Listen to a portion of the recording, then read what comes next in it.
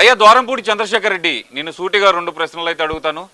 దానికి సమాధానం నువ్వు చెప్పినా సరే, లేదంటే నీ వెనకమాలున్న జగన్మోహన్ రెడ్డి చెప్పినా సరే, లేదంటే ప్రస్తుతం పరిపాలన చేస్తున్న సిఎస్ జవహర్ రెడ్డి చెప్పినా సరే, ఈ 2 ప్రశ్నలకు సమాధానం మీరు చెప్పండి.